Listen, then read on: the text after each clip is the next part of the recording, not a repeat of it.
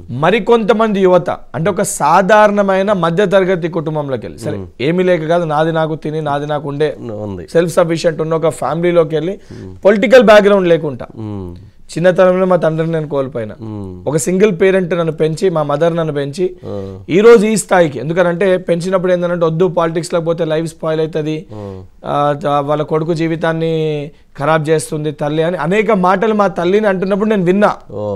so సమాజం ఏ రకంగా మాట్లాడతారు అవన్నీ మాటలు నేను అనుభవించినా చూసినా బాధ నాకు తెలుసు నేనేంత బాధపడి ఉంటే నా తల్లి ఇంకెంత బాధ ఉంటుందో నేనన్నా బాధ చెప్పుకోగలిగిన మా తల్లికి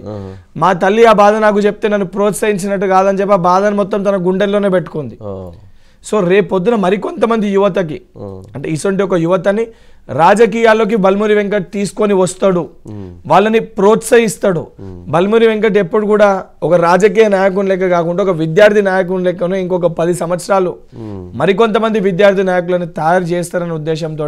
రేవంత్ రెడ్డి గారు రాహుల్ గాంధీ గారు ఒక విజన్ తోటి నన్ను తీసుకొచ్చారు 100% వారు పెట్టిన విజన్ ప్రకారము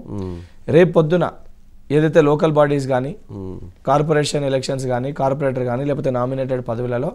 వీలైనంత వరకు యూత్ నా వాయిస్ ని వినిపించి యువతని తీసుకొచ్చే ఒక ప్రయత్నం చేస్తాను ఎందుకంటే ప్రతి ఏజ్ గ్రూప్ పాలిటిక్స్ లో ఉండాలి